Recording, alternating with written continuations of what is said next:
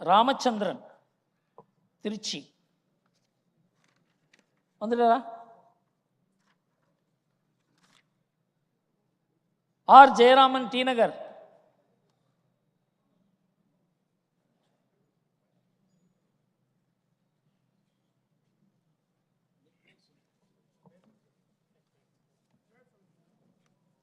அனைவருக்கும் வணக்கம். R Jayaraman D நகர்லேருந்து. இதுவரைக்கும் ராகுல் காந்தி 89-90 எலெக்ஷனில் தோற்றுருக்கார். அவரோட மேஜிக் ஃபிகரான ஃபேவரட் ஃபிகரான 99க்கு இன்னும் 9 or 10 பாக்கி. இதுக்கு நடுவில் அவங்க தோழமை கட்சிகள்லாம் அவரை ஒதுக்கிட்டு இருக்கு. காங்கிரஸே ஒதுக்குறாங்க. இதுக்கு நடுவில் ராபர்ட் வாத்ரா பிரியங்கா காந்தியை பிரசிடென்ட் ஆக்கணும், காங்கிரஸ் பிரசிடென்ட் ஆக்கணும்ட்டு பிரசாந்த் கிஷோரை மீட் பண்ணுறாங்க. கேள்வியை மாத்திரம் கேளுங்க சார், ரொம்ப பண்ணுறாங்க. இப்போ ராகுல் காந்தி இல்லாத ஒரு அரசியல் உருவாகிறதுக்கு சான்ஸ் இருக்கா? நம்பர் 1. ரெண்டாவது கேள்வி, இந்தியாவோட ஃபாரின் எக்ஸ்சேஞ்ச் ரிசர்வ்ஸ் ரெக்கார்டு அன்பிரசிடென்ட்டாக இருக்குது. எக்ஸ்போர்ட்ஸ் பூமிங்காக இருக்குது. சைனாலேருந்து பிஸ்னஸ் இந்தியாவுக்கு வருது. இப்போ ஜஸ்ட் பிகாஸ் ஆஃப் பெட்ரோலியம் செக்டருக்கு ட்ரேட் டெபிசிட்னால மாத்திரம் rupee depreciate ஆகிறதா?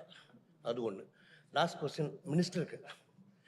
Touring the days of earlier sir அதை கொஞ்சம் எழுதி கொடுத்துருங்க. அப்புறம் எழுதி கொடுத்துருமா சார்? நான் எழுதி கொடுத்துருக்கேன். ராகுல் காந்தியின் அரசியல் எதிர்காலம் எப்படி இருக்கும்? இது காங்கிரஸ்காரங்களுக்கே தெரியாத ஒரு கேள்வி. அதற்கு நாம பதில் கூற முடியும் என்று தோன்றவில்லை. ஏனென்றால் காங்கிரஸ் என்பது ஒரு அவசியமான கட்சி, எதிர்கட்சி, தேசிய அளவில் இருக்க ஒரு எதிர்கட்சி. அது பாஜகவுக்கு தேவை. பாஜகவின் நலனில் மாத்திரமல்லாமல் பாரத ஜனநாயகத்துக்கும் ஒரு எதிர்கட்சி என்பது அவசியம் என்பதை நாம் உறுதியாக துகுலக்கில் கூறி வந்திருக்கிறோம். காங்கிரஸ் இல்லாத பாரதம் என்கிற பாஜகவினுடைய கொள்கையை நாம் ஏற்றுக்கல. ஏனென்றால் எந்த ஜனநாயகத்துக்கும் 2 கட்சி தேவை. அதுவும் தேசிய அளவில் கட்சிகள் தேவை. தேசிய அளவில் எதிர்கட்சி இல்லை என்றால் திமுக அங்கே ஒரு இடத்துலையும் ஒரு மாநில கட்சிகள் தோன்றும் பொழுது இந்த தேசத்தினுடைய ஜனநாயகமே வக்கரமாகிறது. அதனால் காங்கிரஸ் தேவை. காங்கிரஸுக்கு ராகுல் தேவையா இல்லையா என்பதை காங்கிரஸ் முடிவு பண்ண முடியல. அவருடைய எதிர்காலம் எப்படி இருக்கும் என்பதை பற்றி நாம் கவலைப்படுவதற்கு காரணமே காங்கிரஸின் எதிர்காலம் அவருடைய எதிர்காலத்தோடு சேர்ந்து இருப்பதனால நமக்கே கவலையாக இருக்கிறது. ஆனால் அவர் அந்த தலைமை பொறுப்புக்கு தகுதி இல்லை என்பதை நாம் முதல்லையே கூறி வந்திருக்கிறோம். இப்பொழுது தோழமை கட்சிகளும் அதை உணர்ந்து அந்த பொறுப்புக்கு அவர் லாயக்கில்லை என்பதை அந்த கட்சியிலேயே அந்த கூட்டணியிலேயே கூற ஆரம்பித்திருக்கிறார்கள். வரும் ஓரிரு ஆண்டுகளில் அவருடைய எதிர்காலம் என்ன என்பதை நமக்கு தெரிந்துவிடும். அருள்மணி குளத்தூர்.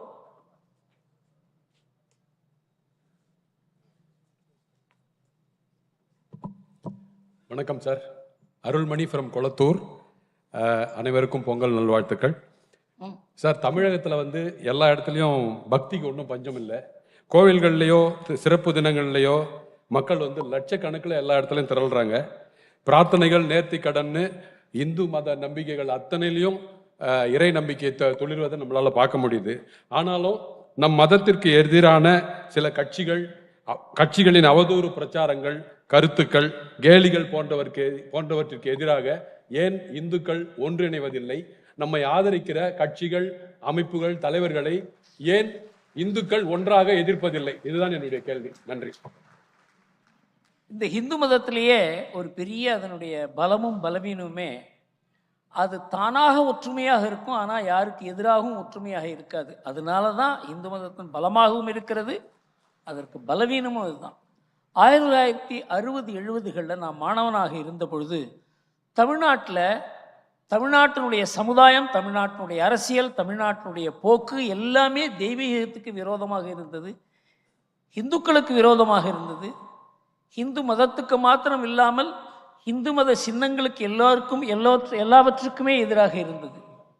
ஆனால் இப்போ பார்த்தீங்கன்னா நீங்களே கூறுகிறீர்கள், லட்சக்கணக்கானவர்கள் கோவில்களில் திரள்கிறார்கள். இதுவே ஒரு பெரிய மாற்றம். கண்ணதாசன் கூறினார், ஐயப்பனும் சுப்பிரமணிய சுவாமியும் இந்த தமிழ்நாட்டுக்கு வழிகாட்டி கொண்டிருக்கிறார்கள். எப்போ எழுதினார் அவர்? 1980களில் எழுதினார். தமிழ்நாட்டில் ஒரு பெரிய மாற்றம் சமுதாய அளவில் வந்து கொண்டிருக்கிறது. அது அரசியல் அளவில் அந்த மாற்றம் வராமல் தடுப்பதற்கு காரணமே 2 தான். வாக்கு வங்கி அரசியல், ஜாதி அரசியல். இது 2ஐயும் உடைக்கும் பொழுது உங்களுக்கு நாம் என்ன நினைக்கிறோமோ, அதாவது ஹிந்து அரசியல் என்பதல்ல, தேசிய அரசியல் தமிழ்நாட்டில் உருவாகும். தேசிய அரசியல் தமிழ்நாட்டில் உருவாகும் பொழுது இந்த மைனாரிட்டி தாஜா அரசியல் குறையும், ஜாதி அரசியல் குறையும், வக்கரமான அரசியல் குறையும், குடும்ப அரசியல் குறையும். இதற்கு முன்னணி நிற்க வேண்டியது பாஜக. அந்த பாஜக எந்த அளவுக்கு வளர்கிறதோ, ஆர்எஸ்எஸ் எந்த அளவுக்கு வளர்கிறதோ அந்த அளவுக்கு தான் இந்த மாற்றம் வர முடியும். நாடு முழுவதும் இது பின்னால் நான் பேசுவதாக இருக்கிறேன். ஏனென்றால் நான் கூறவில்லை, இதை சரத்பவாரும் நம்ம திருமாவளவனும் கூறியிருக்கிறார்கள். ஆர்எஸ்எஸ் எப்படி ஒரு பிரம்மாண்டமான மாற்றத்தை கொண்டு வந்தது, எப்படி கொண்டு வர முடிந்தது, அதை பார்த்தோம் என்றால் தமிழ்நாட்டில் எந்த சக்தி வளர்ந்தால் இந்த மாற்றம் ஏற்படும் என்பது நமக்கு தெரியும்.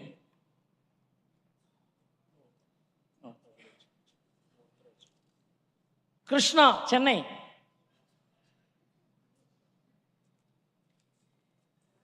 வணக்கம் ஆசிரியர் மற்றும் மத்திய அமைச்சர் பெரிய பொங்கல் வாழ்த்துக்கள். சமீபத்தில் தினத்தந்தி கிருஷ்ணன் ஃப்ரம் சென்னை. சமீபத்தில் தினத்தந்தியில் interview former prime minister, former chief finance minister P Chidambaram, மன்மோகன் சிங் சார் இல்லைன்னா இந்தியா ரொம்ப கஷ்டப்பட்டிருக்கோம், செல்ஃபோன் வந்திருக்காது, அது வந்திருக்காது. செல்ஃபோன் அதெல்லாம் வந்து டெக்னாலஜிக்கல் டெவலப்மெண்ட்ஸு, இதில் எக்கனாமிஸ்ட்டுக்கு என்ன வேலைன்னு எனக்கு தெரியல. ஸோ ஐ ரிக்வெஸ்ட் மதிப்புரிய ஆசிரியர் to explain about the contribution of மன்மோகன் Singh and other his team for this economic growth of India. Thank you sir. நம் நாட்டினுடைய பொருளாதார வளர்ச்சிக்கு இந்த ஒருவர் காரணம் என்று நம்மால் கூற முடியாது. ஆனால் 1990களில் உலகமயமாக்குதல் ஒரு புயலாகவும் சுனாமியாகவும் வந்த பொழுது அதை எதிர்கொள்வதற்கு ஒரு உலக அளவில் பொருளாதார நிபுணர் என்பவர் ஒருவர் தேவையாக இருந்தது. இன்னொன்று, மன்மோகன் சிங் அப்பழுக்கு இல்லாத ஒரு நிதி அமைச்சர், அதில் சந்தேகமே கிடையாது. அவருக்கு வெளிநாட்டினுடைய பொருளாதார போக்குகள், கொள்கைகள், நடவடிக்கைகள் எல்லாம் அறிந்தவர். நம்ம நாட்டினுடைய பொருளாதாரத்தினுடைய போக்கும் அவருக்கு தெரியும். அதனால் நரசிம்மராவ் அவரை நிதியமைச்சராக தேர்ந்தெடுத்தது தான் ஒரு பெரிய மாற்றத்தை ஏற்படுத்தியது. நமக்கு அவருக்கும் கருத்து வித்தியாசம் உண்டு. மன்மோகன் சிங்கை எதிர்த்து நான் நிறைய போராட்டங்கள் செய்திருக்கிறேன், அறிக்கைகள் விட்டிருக்கிறேன். ஆனாலும் மன்மோகன் சிங் இந்த நாட்டுக்கு எதிராக ஒன்று செய்தார் என்று சொல்ல முடியாது. இந்த நாட்டுக்கு உகந்த கொள்கைகளை 3-4 ஆண்டுகள் கடைபிடித்து இந்த நாட்டினுடைய பொருளாதாரத்தை வலுப்படுத்திய நிதி அமைச்சர் அவர். ஆனால் பிரதம மந்திரியாக அவர் அந்த காரியத்தை செய்ய முடியாததற்கு காரணம், அவருக்கு மேலே சோனியா காந்தி தான் ஒரு சூப்பர் பிரைம் மினிஸ்டராக அமர்ந்தது தான். அதனால் அந்த காலகட்டத்தில் அவரால் எந்த அளவுக்கு நிதியமைச்சராக இருந்து இந்த நாட்டினுடைய பொருளாதார வளர்ச்சியை செய்ய முடிந்ததோ அந்த அளவுக்கு அவரால் செய்ய முடியல. செல்ஃபோன் வந்தது, மற்ற டெக்னாலஜி மாற்றங்கள் எல்லாம் ஒரு நிதியமைச்சராலேயோ ஒரு பிரதம மந்திரியாலேயோ கொண்டு வர முடியாது. உலகம் முழுவதும் ஏற்பட்ட ஒரு மாறுதலை எந்த நாடும் தடுக்கவும் முடியாது. அதனால் இது சிதம்பரம் போன்ற ஒரு விஷயம் அறிந்தவர்கள் மன்மோகன் சிங்கால் தான் செல்ஃபோன் வந்தது என்று கூறுவது எந்த அளவுக்கு ஒரு சாதாரணமான ஒரு விமர்சனம் என்பது தான் எனக்கு தோன்றுகிறது.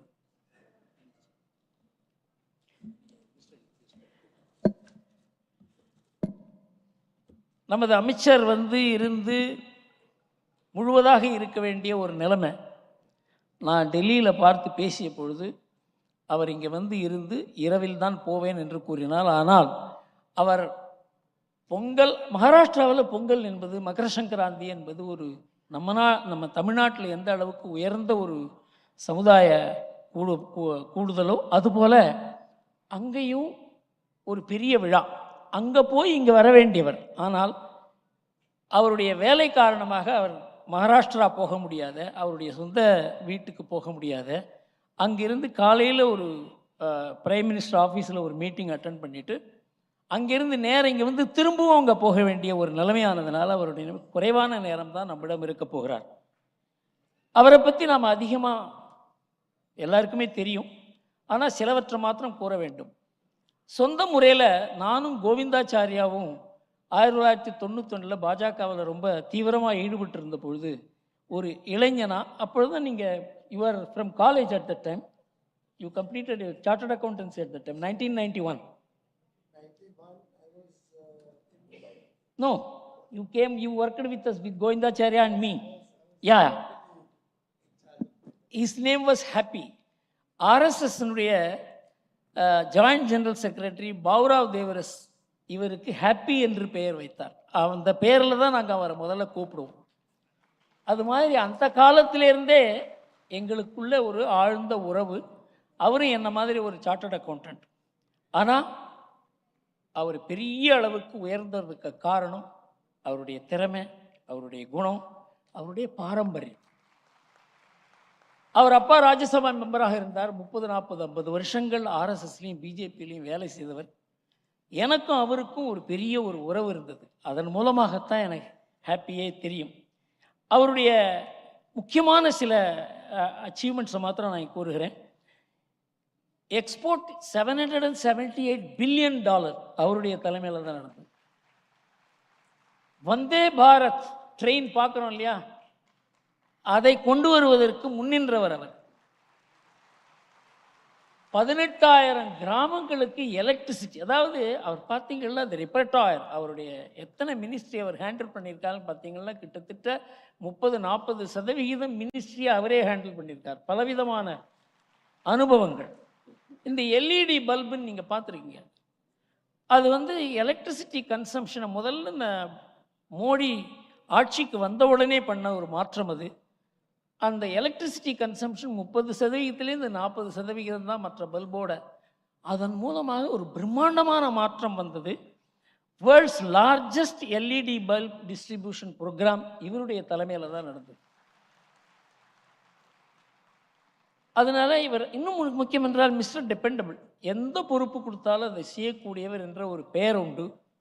பிரதமரால் நம்பப்படுபவர், எல்லோருக்கும் நண்பராக இருப்பவர். அதாவது மும்பையில் இருந்து மும்பை தொழில் நிறுவனங்களோட தொழிலதிபர்களோட சேர்ந்து பழகி தோளுக்கு தோள் நல்ல பெயரோடு இருக்கிற ஒரு அமைச்சர். So what I said is, in spite of the fact that you move with all these great and industrial people, that you have a good name, that is important. Now he will address us.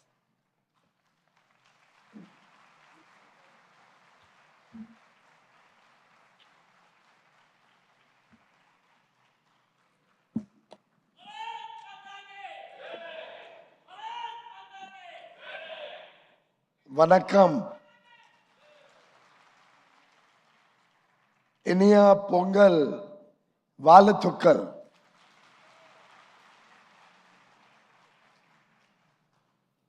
I warmly wish all of you and my brother Gurumurthy ji and all the distinguished dignitaries on the dais, off the dais. We have Tamilisai ji here, former governor.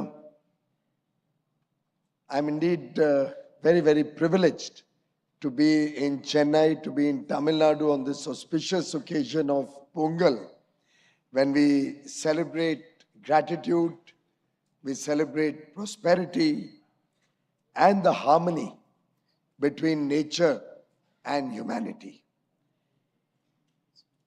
It's a very vibrant city which embodies Tamil Nadu's rich cultural heritage and intellectual brilliance. And what can be a better platform than Thuglak to be able to speak to an intellectual audience like all of you? In fact, this is a celebration of the remarkable journey of the Thuglak magazine, a beacon of intellectual discourse and fearless journalism for over 5 decades now. With its sharp wit and biting satire, it has consistently illuminated the most pressing social and political issues. Thiru Cho Ramaswamiji was truly an extraordinary, gifted and multifaceted personality. He was a writer, dramatist, journalist, political commentator, humorist, and also an artist.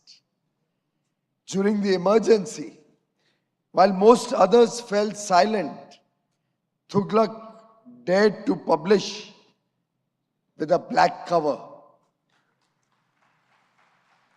exposing the darkness of the authoritarian regime of Srimati Indira Gandhi.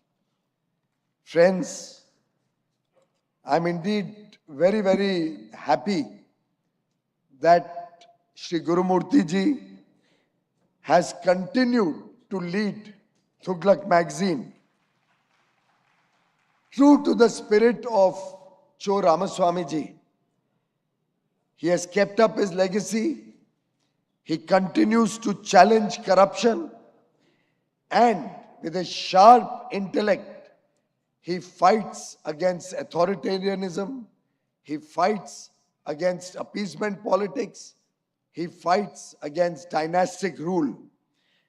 Whether it is exposing the Bofors scam, and we all remember his huge contribution to the fight against corruption, where he exposed Rajiv Gandhiji's corruption as a young journalist, and whether it is continuing to lead the fight in Tamil Nadu against dynastic rule, his contribution will play a very important role in the future of Tamil Nadu, in the future of our motherland Bharat. The fearless spirit of Thuglak in standing steadfast against authoritarianism embodies the very essence of a thriving democracy. This same spirit resonates with India's journey as seen in the historic 2024 elections. In fact, friends, last year, nearly 70 democracies, 70 countries with democratic governments went to the polls, representing a very large span of humanity across the globe. Only 17 governments out of 70 were re-elected, only 17.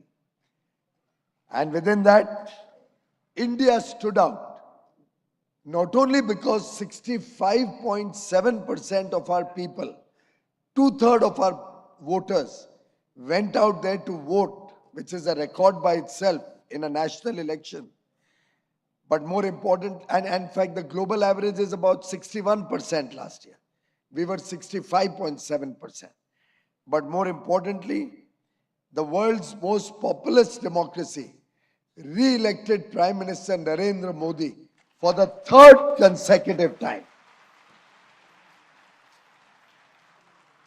The people of India voted for stability and continuity. The people of India trusted their fate, their future, and the future of their families and children with Prime Minister Narendra Modi. Friends, I have also served in the Rajya Sabha for 14 years, but I can share with you that I feel so deeply humbled and joyous that I have got the opportunity to represent North Mumbai in my first Lok Sabha election this year. The deep connect you get with the people when you get into the people's mandate is something special. And I've learned so much in the last 7 months as a Lok Sabha member of Parliament. I've been able to do so much to give back to my Janma Bhumi and my Karma Bhumi that I do feel privileged, and I would like to acknowledge and thank every one of the citizens of India, every one of you, for the trust you have reposed in Prime Minister Modi and all of us in his team. If you look at this mandate, it's a testament of the people's trust in a vision that prioritizes development and preserves the cultural identity of India. Prime Minister Modi says, Vikas bhi or Virasat bhi. It is equally important to develop, but equally important to preserve our culture, our traditions, our family value systems, our heritage, and therefore this result is a reflection of the rejection of dynastic politics, the rejection of appeasement politics, and the rejection of corruption that several parties came together and represented. The people of India did not trust anybody but Prime Minister Narendra Modi. They have embraced Sushashan, good governance. Over the past decade in government, at the center, Prime Minister Narendra Modi has turned every challenge into an opportunity, creating a robust foundation for Viksit Bharat at 2047, when we celebrate 100 years of independence. This remarkable rise over the last 10 years is not by accident. It is the result of a structured and outcome-oriented approach rooted in clear principles of good governance and powered by 5 Ds.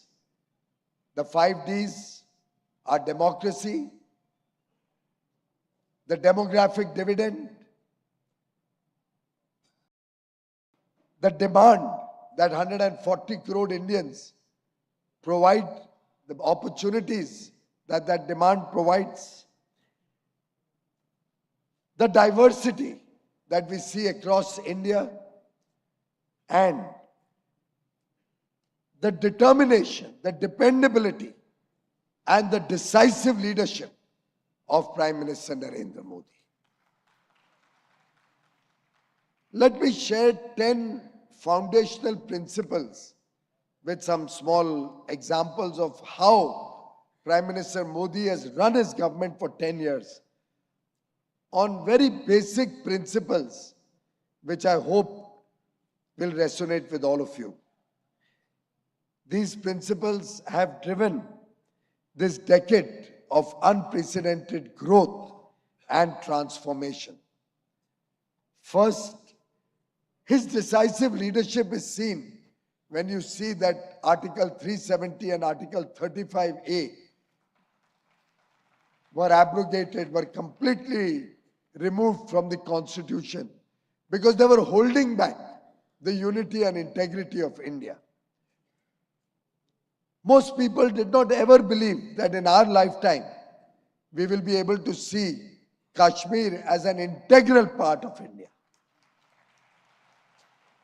Prime Minister Narendra Modi, Home Minister Amit Shah had the courage of conviction that this can happen, this must happen, and this is good for India. And lo and behold, on 5th and 6th of August 2019, in the second term, the bill was passed, removing Article 370 and 35A from the Constitution. And mind you, while we needed only a simple majority in both houses, we got a 2/3 majority of the members present and voting in both houses of parliament. Rajya Sabha, in fact, the NDA did not even have a simple majority at that time. But it was the people's desire, and it was the desire and the collective determination of 140 crore people's aspiration that Kashmir becomes a part of India. This decisive leadership was also seen during the surgical strikes when Prime Minister Narendra Modi said, we will not tolerate any incursion into India. We will not tolerate the terrorist activities in India. And an eye for an eye, he gave it right back, whether it was the surgical strike or the Balakot airstrikes. After that, terrorism has continuously seen a decline. That is the only language that decisive leadership can give to terrorists. Friends, the second principle that this government has focused on is a root cause analysis. We do that in management all the time. Prime Minister Modi goes to the root of the problem. जड़ों में जाते हैं, समस्या के जड़ में जाके उसका समाधान करना.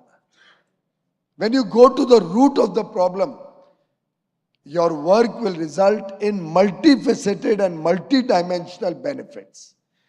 I'll share a small example. I was the power minister in 2014, and India had regional grids, southern grid, western grid, eastern grid, northern grid. In fact, when we came into government in 14, just a few days before that, there was a huge outage of power all across the northern parts of India. One journalist had written an article saying that my entry into the power ministry was baptism by power, baptism by outage. That was the severity of the outage, power outage. We had gone into darkness in most parts of North India. Also, during those days, southern India had a huge power shortage. And at peak hours, Tamil Nadu, Telangana, Kerala, Andhra Pradesh, most of the southern states used to buy power in peak hours at 11 rupees, 12 rupees per kilowatt hour, per unit of power. Even my state of Maharashtra was paying 8-9 rupees during peak hours. Whereas in northern India, we had sufficient power, in fact, excess power, so that even in peak hours, power was available at 2.5, 3 rupees. Prime Minister Modi ordered that let's do an interconnection of all the grids of India so that power flows from the north to the south. And friends, within 3 years, we interconnected all the grids, and the power cost in northern India and southern India became exactly the same. At 3 rupees, you could get power in southern states of India, because of which we could ensure the farmers, businesses, and the people can enjoy 24/7 power through the length and breadth of the country. That also had another dimension. It helped the massive growth of renewable energy. We have just celebrated crossing 200 gigawatts of renewable energy in the country. This was possible because of this national grid. Otherwise, intermittent wind and solar power, you cannot absorb in regional grids beyond a point. But because we now have a national grid, we can absorb much greater degree of intermittent power. In the afternoon, solar power comes. In the evening, wind power comes. Some days it is there, some days it is not there. It can only go in when there is a sufficient base load. And that could happen when we interconnected all the grids. Incidentally, see how the multidimensional benefits come. Because we now have an interconnected grid and we have such a substantial amount of renewable energy, the world is looking up to India to set up data centers in India. They want green data centers. They want highly reliable power. No other country has such a large interconnected grid. And therefore, they are interested in coming and investing in India. That will create more jobs. That will bring the technology space, artificial intelligence, data analytics. All that business will come to India, and India will grow faster and smarter. The multidimensional benefits you get when you do a root cause analysis is something that this government has focused on many, many plans. When we do healthcare, when we do free homes for the poor, the idea is not just the healthcare. The idea is give healthcare and make the family go up in prosperity so that they are not troubled with loans, or their savings are not wiped away if anybody becomes ill at home. So every program of this government is focused on welfare of the people and has multidimensional benefits. The third principle is outcome-oriented action. The effort of this government has always been that whatever we do should have a significant outcome on the people of the country. I remember it was in 2015. We now have the 15th August annual speech by the Honorable Prime Minister from the ramparts of the Red Fort. On 15th August 2015, while giving his address to the nation at the Red Fort, the Prime Minister announced that within 1,000 days, he will make sure that even the remotest village of the country, every village in the country which did not have power, he will make sure that power reaches those villages. And he gave a timeline of 1,000 days. And friends, there were 18,452 villages which had never seen power. Some of them were even as near as 100 kilometers from Delhi, the national capital, near Agra. Some of them were on mountain tops. Some of them were in the deep jungles and forests where Naxal activities at that time used to exist. But under Prime Minister Modi's leadership, within 3 years, less than 3 years, in 1,000 days, we made sure 18,452 villages got power connection. And then we launched Saubhagya Yojana so that the 3.5-4 crore homes which did not have power, which had never seen electricity in their home, their children were not privileged to get electricity. Many of them used to study at the railway station or study under a solar lamp. We made sure that every willing household gets 24/7 electricity, and no child in this country is ever deprived of his ability to educate himself, to study and become a good citizen of this country. Sometimes I used to wonder, why did the Prime Minister give me the power ministry? But then I think it's possibly because he knew that my father had to study under a street lamp when he was doing his preparations for engineering college. Maybe it was a debt of that I had to pay back. And that is an opportunity for which I'll always be grateful to the Honorable Prime Minister. And all the programs have to be time-bound. Time-bound execution has been his hallmark. This was completed in 1,000 days. No delays. And projects are monitored. Projects are monitored at the ministerial level. We have a project monitoring group in our ministry which monitors all the infra projects. Then we have a Pragati program where Prime Minister monitors projects to make sure that projects get completed in a time-bound fashion. The rule of law and transparency has been another hallmark of Prime Minister Modi's good governance. All natural resources are auctioned today, started with the coal mines. You may remember Coalgate, the scandal where 186 coal mines were handed out to friends and relatives and party supporters free of cost, without due process. Prime Minister Modi changed all the rules. The Supreme Court struck down all these irregular coal block allotments. Prime Minister Modi brought a new law, and now no natural resources, whether it's the telecom scandal, which Tamil Nadu people know very well, or Coalgate, all of that is in the history books now. Every government natural resource is auctioned, and the benefit of the auction money goes to serve the people of the country. Similarly, prioritization of issues has been very important.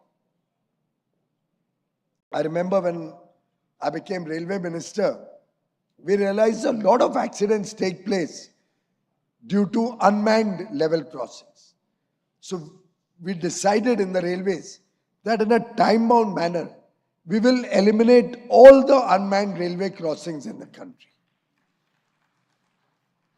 And it was a difficult task. The officers were feeling challenged. But once Prime Minister Modi makes up his mind, he makes sure it happens. Look at Swachh Bharat. When Prime Minister Modi spoke of Swachh Bharat, some of the opposition leaders really criticized him. They said, who speaks of Swachhata in the important address on 15th August? But he was convinced that he wanted to give dignity to our sisters, to our daughters.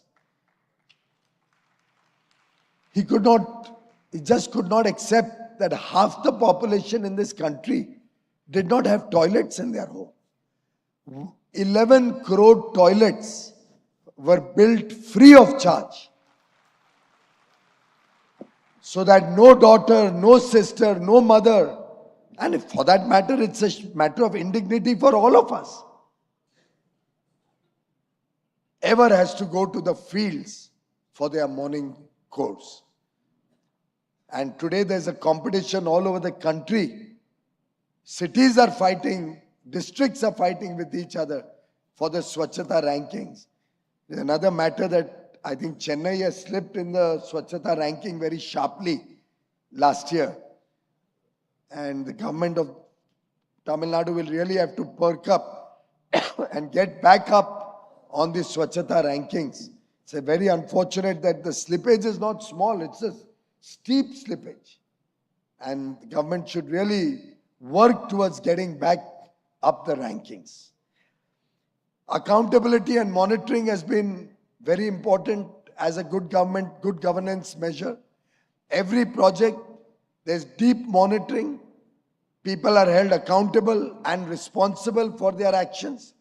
And that has been something that every minister, every bureaucrat in the center has been trained to become more responsible, more accountable to the people of India.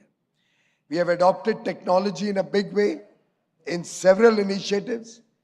For example, GEM, the government e-marketplace. Now technology is used for all government procurement. Similarly, we've used innovative financing models so that government can take welfare and the benefits of social welfare to the people of India. You are all aware of the Jan Dhan, Aadhaar and Mobile, the JAM Trinity, by which nearly 35 lakh crore worth of government support to the poor has reached the people through the electronic transfer. Our Kisans get Kisan Samman Nidhi direct into their bank account. 4 crore families got a free home. That money came directly into their bank account. Another 3 crore we are planning to do in these 5 years up to 2029. So imagine 7 crore families would have got money into their bank account to build their own home. And they'll be having a home with a kitchen, with a toilet, with cooking gas, electricity, water from a tap. 25% of the population of India will move out from a shack or from a tin shed or from a jhuggi jhopdi into a proper home.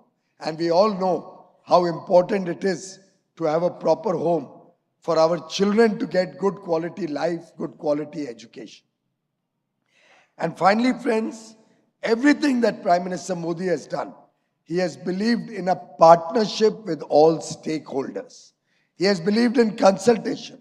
He has believed in cooperative and collaborative working, whether with the states, cooperative federalism, whether with industry, in taking decisions which are good for industry. The effort has been to involve stakeholders in all the activities that we do so that we can leverage in our globalization, in our international effort to take the country forward, the demand of 140 crore aspirational Indians, the rule of law that democracy provides, the decisive leadership that Prime Minister Modi gives, the demographic dividend that an under 30 population, a young population, which is an asset for India today, the talent, the skills of our young population can take this country to greater heights to become a Viksit Bharat by 2047. These principles are the backbone of India's remarkable rise. The topic of today is the rise of India. and the challenges. This rise is shaping a future which is not just achievable, but aspirational. We aspire for an extraordinary future for the country. It is in this context that I believe RISE stands for resilience, for reform, R, I for innovation, for inclusiveness, inclusive growth, S for sustainability, for speed, skill and scale, the mantra of Prime Minister Modi, and E for empowerment, for entrepreneurship. And therefore, friends, these 10 principles have driven the 5 Ds and helped India rise in the last 10 years and will continue to help India in the next 22 years towards 2047 to become a prosperous nation.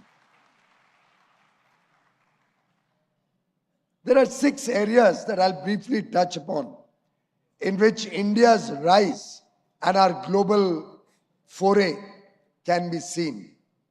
1, India's rise in global leadership. 2, economy, manufacturing and investments. 3, innovation. 4, entrepreneurship. 5, infrastructure development and our development as a global superpower, global soft power. And 6, women-led development. Friends, the world today is seeing India's rise as a global superpower, as a globally recognized nation. Our G20 summit with 220 meetings held all across the country in over 60 locations showcased to the world India as an emerging power. We became the voice of the global south. We brought Africa and the African Union as the 21st country in the G20. Our theme, Vasudhaiva Kutumbakam, the world is one family, resonated with all the global leaders. And our theme, one world, one future, one family. And friends, the 27-foot Nataraj statue at Bharat Mandapam, which you must be seeing, showcases Tamil Nadu's rich cultural heritage, which the whole world saw at Bharat Mandapam during the G20 summit. In fact, when humanity faced the worst crisis of COVID, India became the first responder. And through our Vaccine Maitri program, we provided free vaccines to over 150 less developed and developing nations.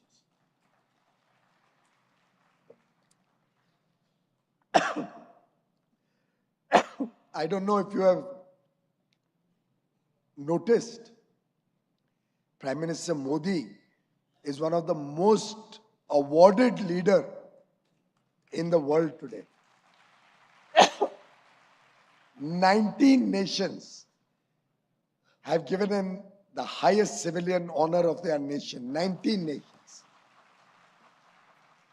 And for those of us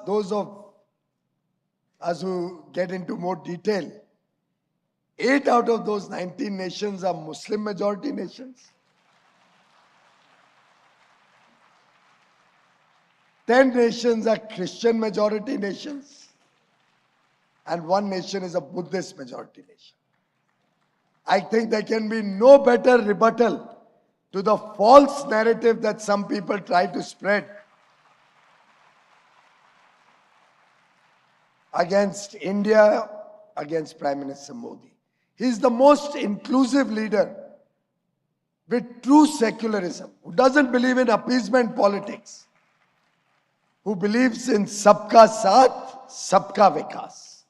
140 crore Indians, irrespective of caste, creed, religion, language, all have received benefit. All have been treated for a better future, given opportunities, treated well for more opportunities and a better future. So everybody is entitled to health care, everybody is entitled to free food grain, everybody is entitled to have a home. Every poor family has to rise as the nation rises so that the country can aspire to take 140 crore people forward and ahead as the nation prospers. Friends, there's a Morning Consult survey that ranks international leaders. For 10 years, consistently, they have found Prime Minister Modi to be the most popular leader in the world. No wonder the Australian Prime Minister calls him boss. India, of course, has seen tremendous economic progress. It's become a hub of manufacturing, investments, and exports in the last 10 years. In fact, if you will get into history, in 1998, when Prime Minister Vajpayee took charge of the government, the first NDA government, inflation was at 9%, growth was down to 4%, foreign exchange reserves were down to $29 billion. Country was in a shaky position. Vajpayee, through 6 years of good governance, brought inflation down to 4%, growth up to 8%, increased foreign exchange reserves to 3 times, or rather 3.5 times, over $100 billion at that time in 2004. And Mr. Chidambaram, the first finance minister of the UPA government from 4 to 14, in his interim budget speech actually mentioned, and I quote, "The economic fundamentals appear strong and balance of payments is robust." This is a speech in his first speech after UPA came into government in 2004. However, every time the Congress comes into power, they mess up the economy. From 4 to 14, despite inheriting such a robust economy, they once again reduced us down to a fragile 5 country, one of the 5 weakest economies in the world. Growth came down back to 4.5%. Inflation rose again into double digits. Foreign exchange reserves were tottering, because of it they had to borrow $35 billion at very, very expensive rates internationally. And the same Mr. Chidambaram in 2014, in his parting budget, said, "I acknowledge that the Indian economy is challenged." He inherited a robust economy, left behind a challenged economy. And in 10 years, they were only able to take India from the 12th largest GDP to the 11th largest GDP in the world. What did Mr. Modi do in 10 years? He took India from the 11th largest GDP to the 5th largest GDP today.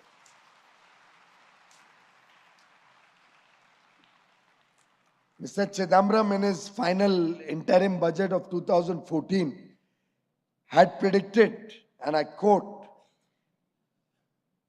while he was giving his vision for the future, of course he didn't know that he will have no role to play in the future.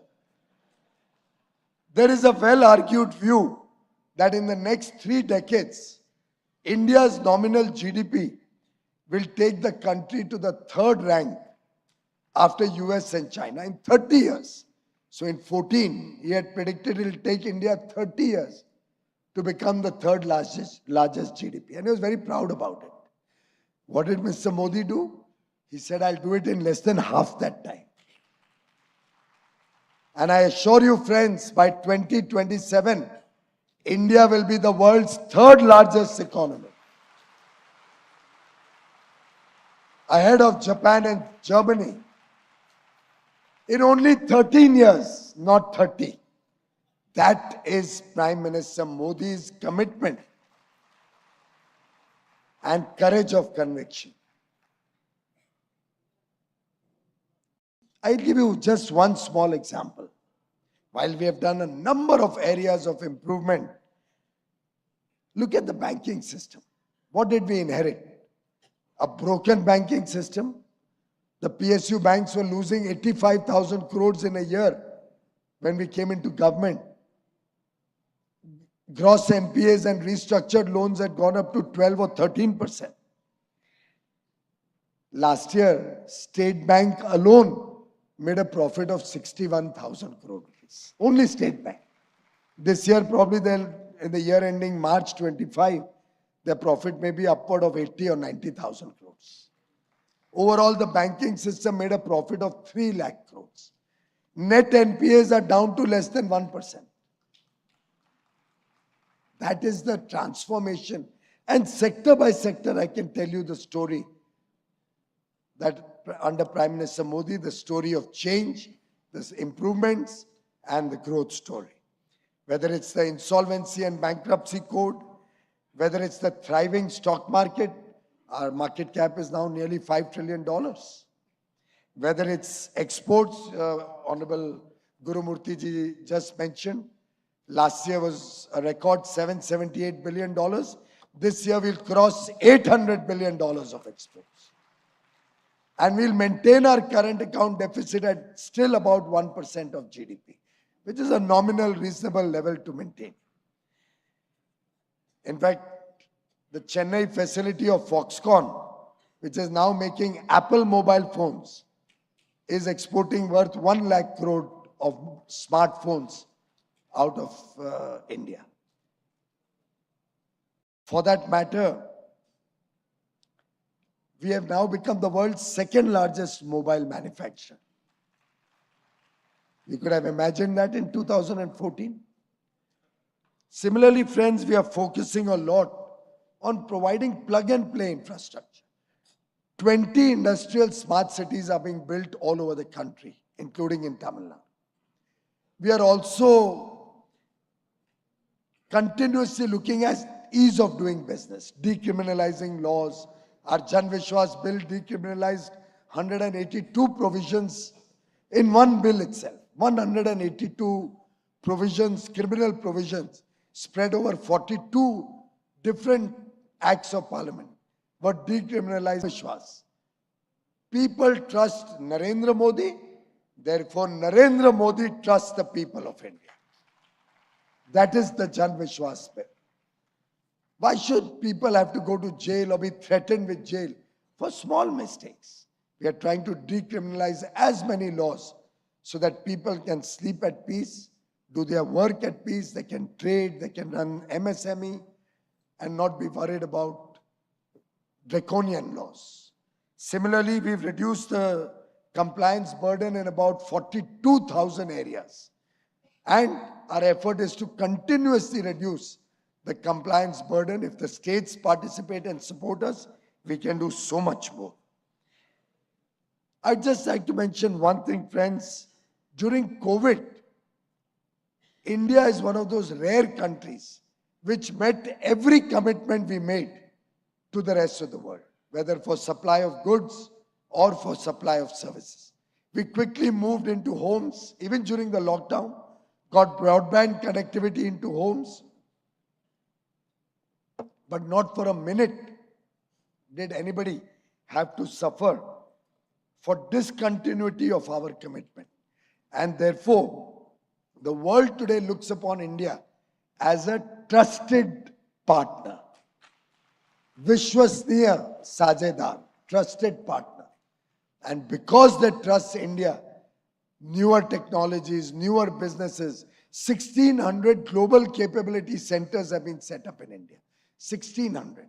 Fortune 500 companies are setting up offices in India, both to invest in India, creating jobs in India, and India today is serving the world. India today is making for the world. India today is designing for the world. India today is innovating for the world. Friends, I'm also involved in a number of free trade agreements. We are not doing free trade agreements like in the past. Every agreement is after extensive stakeholder consultation. Extensive. The agreements are fair, equitable, and balanced.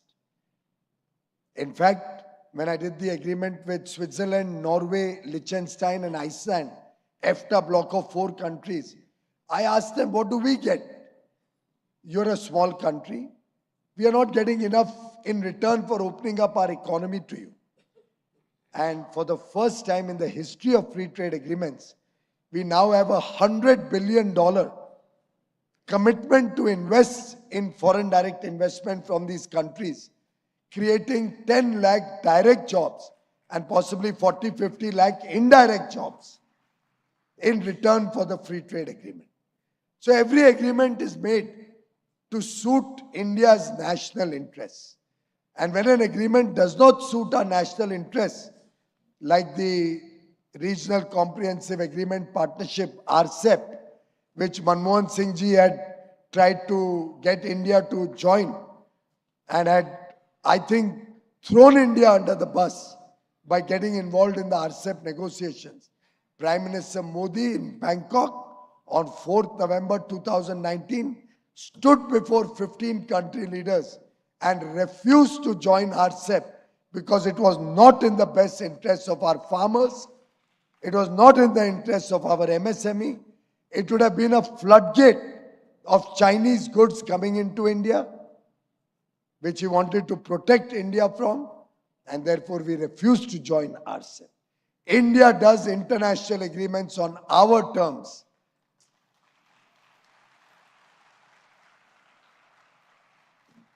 Friends, innovation and entrepreneurship is another area where India has taken significant leap and rise. Our global innovation index ranking has improved from 81 to 39. Our Digital India has laid the foundation, a solid foundation, due to which today 4G is available through the length and breadth of the country. 5G is going very fast across the country. We have already started developing our testbed for 6G in India, which will be indigenous technology. Startup India was launched on 16th January 2015. We'll celebrate 9 years day after tomorrow. We have 118 unicorns in India today. From 400 startups 9 years ago, we have 150,000 startups registered with the government today. The Prime Minister rightly said, sky is not the limit.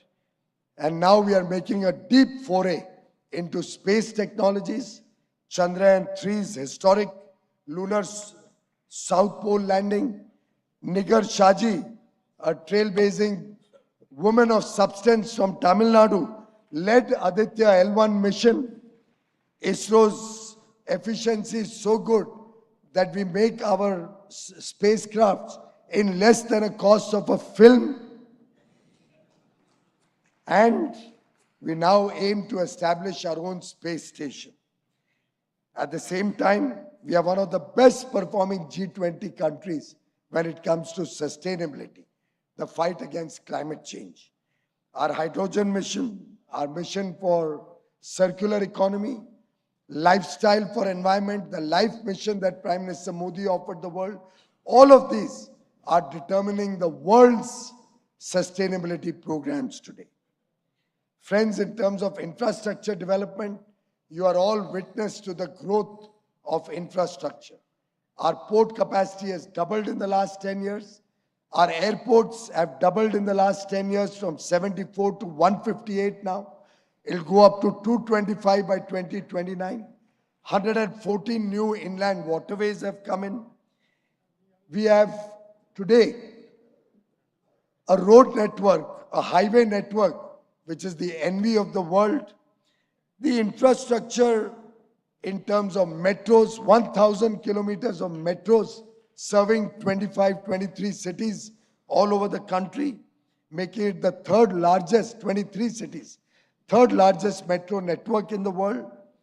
You have seen things like the coastal road in Mumbai, Atal Setu, 22-kilometer long bridge at the sea. There's Jozila Tunnel that is Asia's longest tunnel. World-class infrastructure is coming to India today. And this is what will define India's future growth story. This is what will attract millions of tourists to come to India and bring us foreign exchange. 100 Vande Bharats are already in operation. Sleeper Vande Bharat will be launched very soon. It's a story of continuous growth. 11 lakh crore rupees being spent on infrastructure in 1 year alone by the government. Friends, our rise as a global soft power has been seen by the whole world. Our achievements in sports, in culture, innovation. Look at Tamil Nadu's own contribution. Saturanga, chess, we are the powerhouse. Your own legends, Vishwanathan Anand, and the rising stars like Gukesh, the youngest world chess champion, and the golden siblings, Pragnananda and Vaishali, make the whole country proud.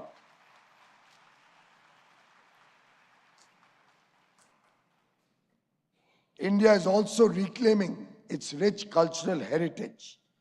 We have just celebrated on the 11th of January 1 year of the Pran Pratishtha of the Ram Mandir.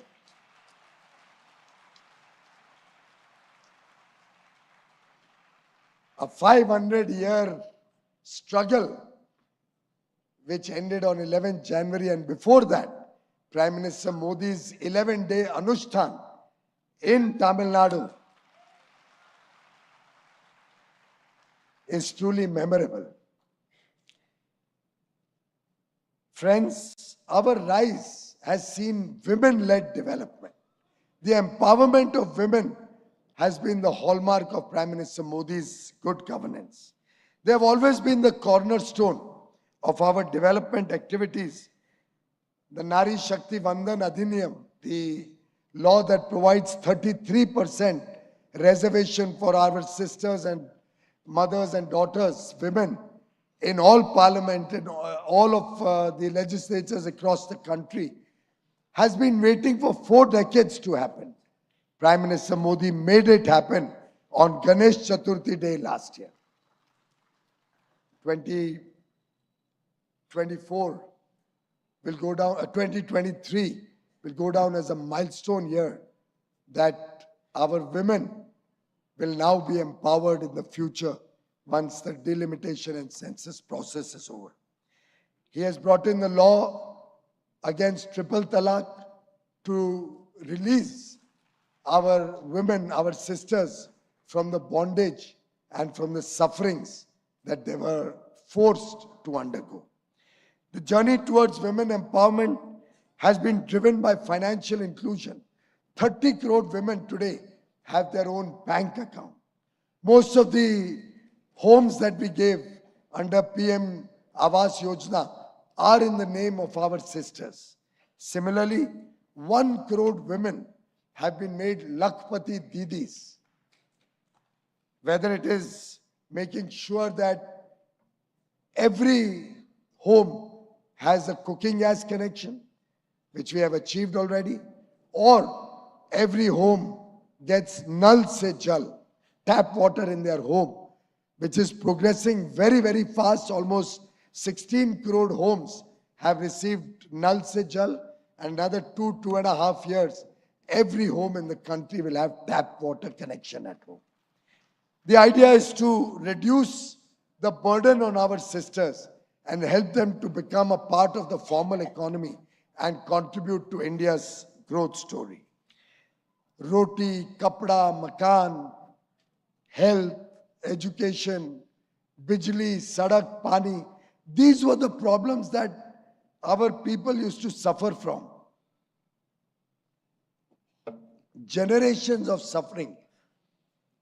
The Prime Minister is trying to overcome and make sure that every citizen of India is blessed with all the basic needs of life so that they can all aspire for a better future, a more glorious future for them and their families.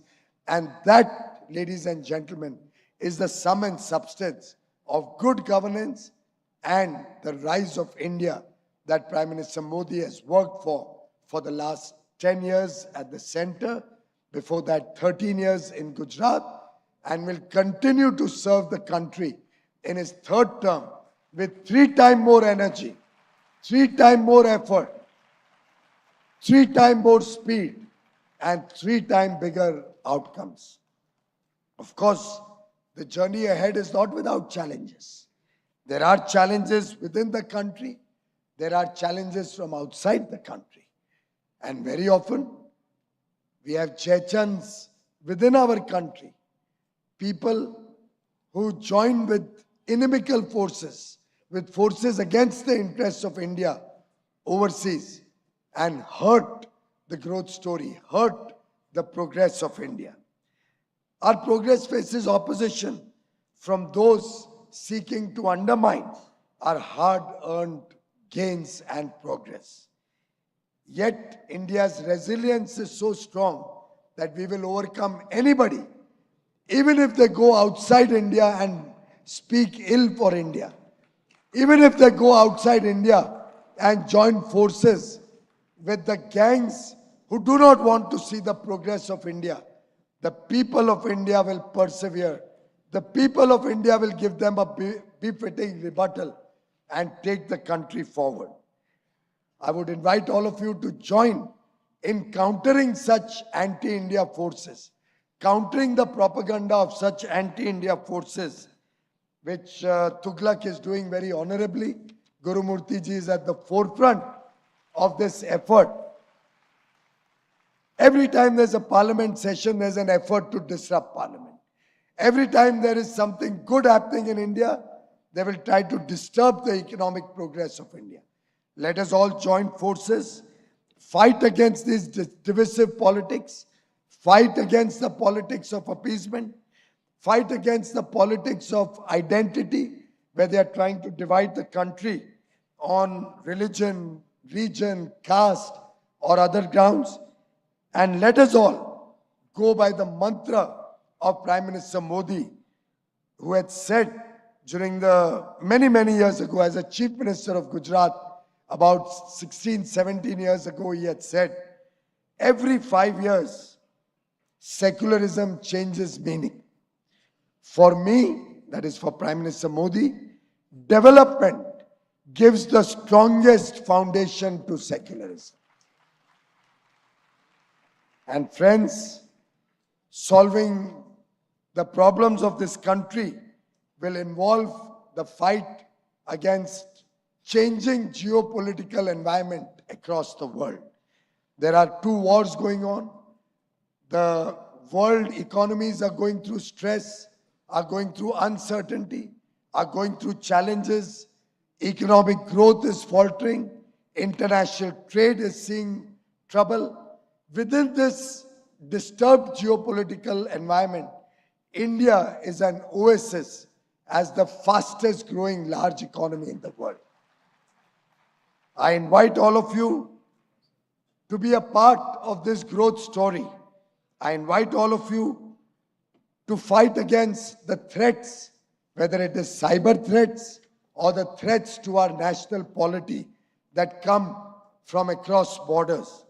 Let us all work together to continue this unprecedented journey to realize the vision of Viksit Bharat by 2047, when we celebrate 100 years of independence.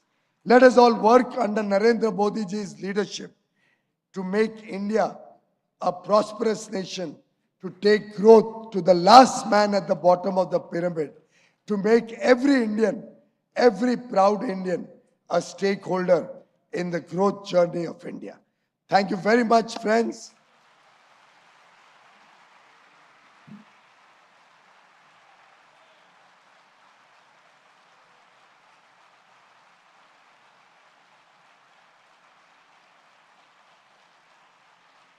I want to invite all of you to give a round of applause for Mr. Guru Murthy, a man of substance, a man who stands for principles, a man who is willing to sacrifice everything for the nation, somebody who is a role model for a humble Karyakarta like me, somebody I've looked up to all my life, and somebody who inspires me to continue to serve the nation. Thank you very much, Gurumurthy ji, for your leadership.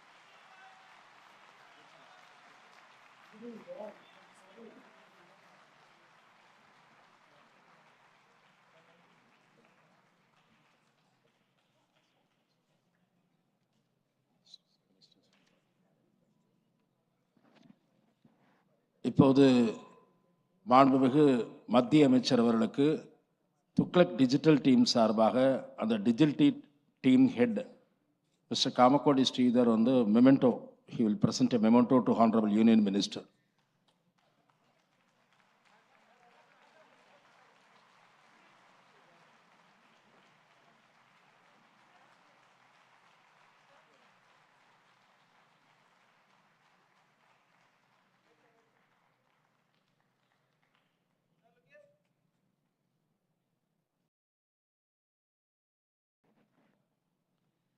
நம்மிடையே சிறப்புரையாற்ற இருக்கிற திரு பழக்கருப்பையா அவர்களுக்கு Tughlaq digital team சார்பாக நினைவு பரிசு வழங்கும்.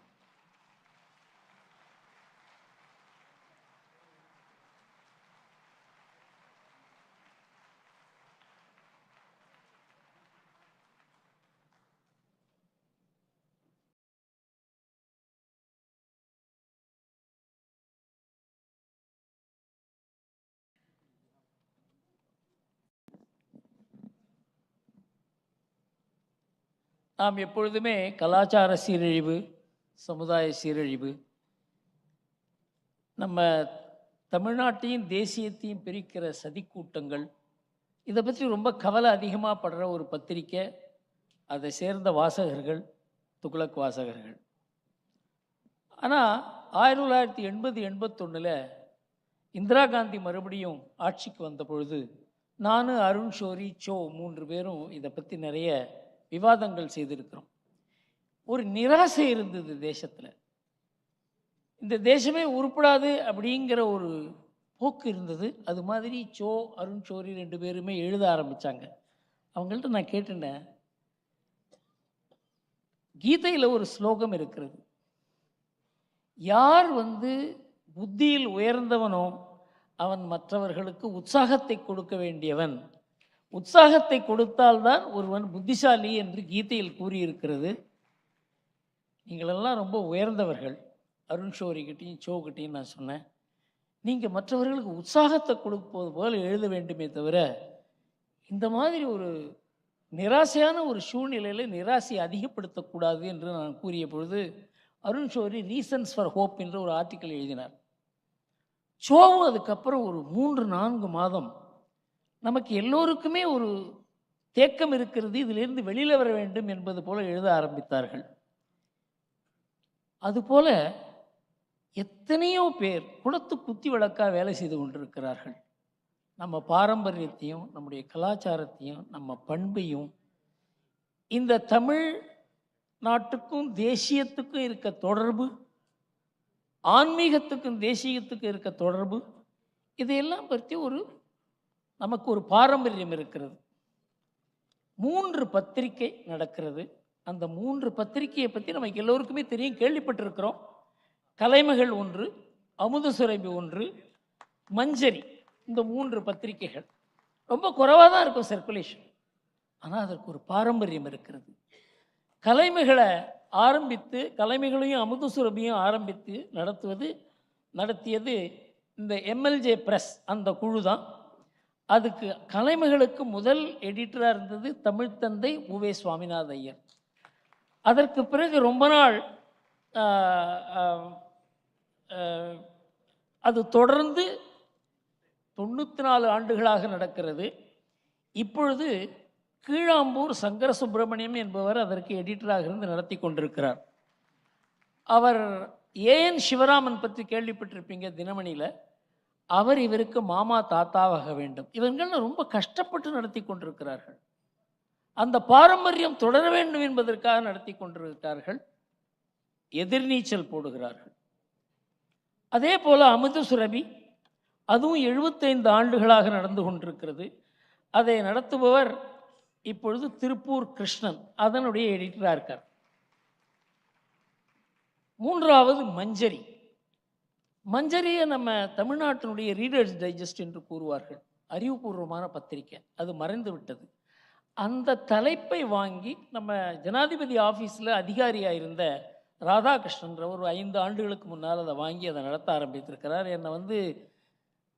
என்னை ரொம்ப வற்புறுத்தி நீங்கள் ஏதாவது செய்ய வேண்டும் என்று கூறினார். நமக்கோ நேரம் கிடையாது, துப்புளுக்கு நடத்துவதற்கே நேரம் இல்லை, இதை என்ன செய்வது என்று எனக்கு புரியலை. ஆனால் நேற்றுக்கு எனக்கு தோன்றியது, இது போன்றவர்களை மேடையில் அழைத்து அவர்களுக்கு ஒரு மரியாதை கொடுப்பது தான் நாம் முதல்ல செய்யக்கூடிய ஒரு காரியம். அதனால் அவங்க 3 பேரையும் நான் இங்கே அழைக்கிறேன். அமைச்சர்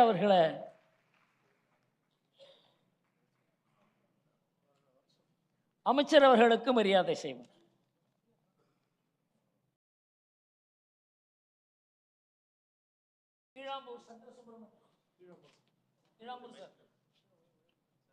முதலில் திரு கீழாம்பூர் சங்கர சுப்பிரமணியம் அவர்களை மாண்புமிகு அமைச்சர் கௌரவிக்கிறார். கலைமகள் ஆசிரியர்.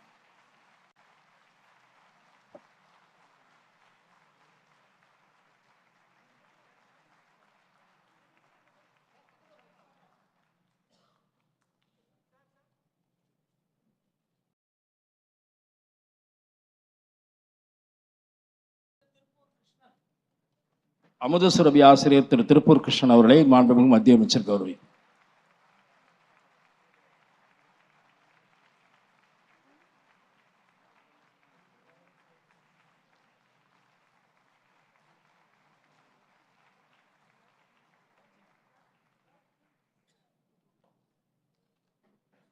மஞ்சரி இதழின் ஆசிரியர் திரு ராமகிருஷ்ணன் அவர்களை மாண்புமிகு அமைச்சர் மன்னிக்கும் ராதாகிருஷ்ணன் அவர்.